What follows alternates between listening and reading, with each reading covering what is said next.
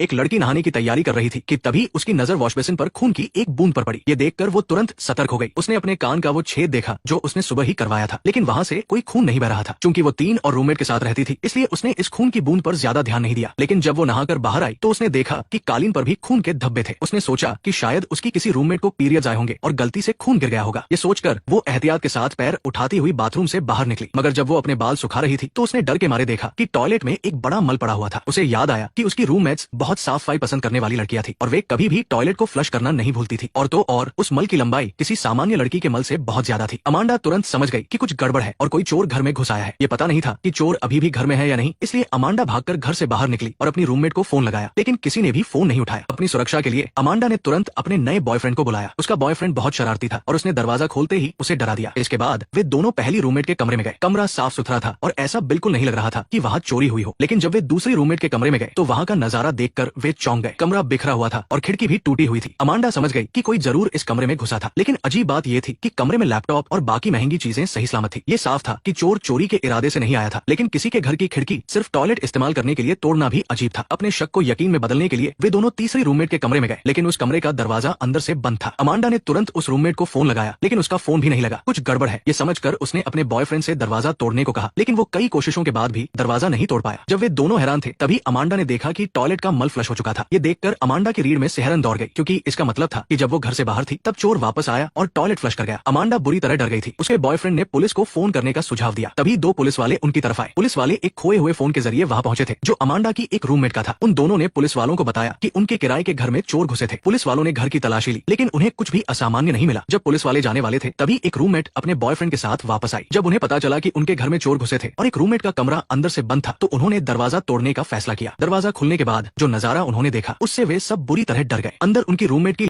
पड़ी हुई थी। किराए के घर में हत्या होने पर पुलिस ने तुरंत उस जगह को सील कर दिया। रूममेट्स बहुत दुखी थी, लेकिन अमांडा अपने बॉयफ्रेंड के साथ सामान्य रूप से बात कर रही थी। इसी वजह से इंस्पेक्टर ने अमांडा को पहला संदिग्ध माना। अमांडा को पूछताछ के लिए पुलिस स्टेशन ले जाया गया। चूंकि अमांडा को इटालियन भाषा ठीक से नहीं आती थी, इसलिए इटालियन पुलिसकर्मी उससे कुछ भी नहीं पूछ पाए। पुलिसकर्मी ने एक अनुवादक को बुलाया, लेकिन जल्द ही पुलिस को पता चला कि अमांडा झूठ बोल रही थी। अमांडा ने कहा था कि टॉयलेट को चोर ने फ्लश कर दिया था, लेकिन जब वे घर पर आए तो टॉयलेट फ्लश नहीं हुआ था। इस तरह पुलिस ने अमांडा की रूममेट से भी पूछताछ की। जब उन्हें पता चला कि अमांडा अक्सर अपने घर में लड़कों को लाती थी, तो अमांडा पर उनका शक और गहरा हो गया। उन्होंने अमांडा के पुलिस स्टेशन से जाने के बाद चोरी छिपे उसके फोन की जासूसी शुरू कर दी। कुछ लोगों का कहना था कि अमांडा निर्दोष है, जबकि कुछ का मानना था कि उसने ही अपनी रूममेट को।